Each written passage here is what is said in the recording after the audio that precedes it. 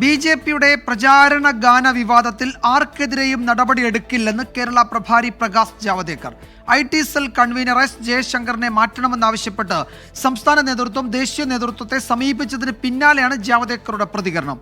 വിവാദത്തിൽ IT cell convener BJP സംസ്ഥാന അധ്യക്ഷന് വിശദീകരണം നൽകിയിരുന്നു. പൊന്നാനിയിലെ പദയാത്രയ്ക്കിടെ ലൈവ് നൽകാൻ ഏൽപ്പിച്ച ടീമിന് അബദ്ധം പറ്റി.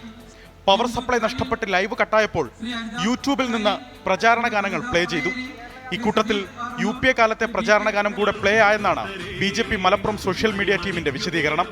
IT cell convener S Jayashankar ഇക്കാര്യം രേഖാമൂലം സംസ്ഥാന അധ്യക്ഷൻ കെ സുരേന്ദ്രനെ അറിയിച്ചു. മറുപടിയിൽ സംസ്ഥാന നേതൃത്വം തൃപ്തരല്ല. 2009 ഗാനം ലൈവിൽ പോയത് കയ്യബദ്ധമല്ല എന്ന നിലപാടിൽ സംസ്ഥാന നേതൃത്വം ഉറച്ചു നിൽക്കുന്നു.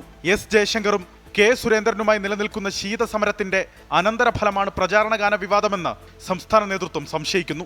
എസ് ജയശങ്കറിനെ ഐ.ടി സെൽ കൺവീനർ സ്ഥാനത്തു നിന്ന് മാറ്റണമെന്നാവശ്യപ്പെട്ട് സംസ്ഥാന നേതൃത്വം കേന്ദ്ര നേതൃത്വത്തെ സമീപിച്ചു. എന്നാൽ വിഷയത്തിൽ ആർക്കെതിരെയും നടപടി ഉണ്ടാകില്ലെന്ന് സംസ്ഥാന പ്രഭാരി പ്രകാശ് ജാവദേക്കർ എക്സിൽ കുറിച്ചു. ഇത്തരം പിഴവുകൾ പത്രങ്ങളിൽ നിത്യേന ഉണ്ടാകുന്നുണ്ട്. ബി.ജെ.പിക്കെതിരെ വാർത്ത നൽകുന്നതിനു മുമ്പ് യാഥാർത്ഥ്യം തേടണമെന്നും പ്രകാശ് ജാവദേക്കർ പ്രതികരിച്ചു. പ്രകാശ് ജാവദേക്കറിന്റേത് വ്യക്തിപരമായ അഭിപ്രായമായി കണ്ടാൽ മതിയെന്നാണ് സംസ്ഥാന നേതൃത്വത്തിന്റെ പക്ഷം. അലക്സ് റാം മുഹമ്മദ്, 24, തിരുവനന്തപുരം.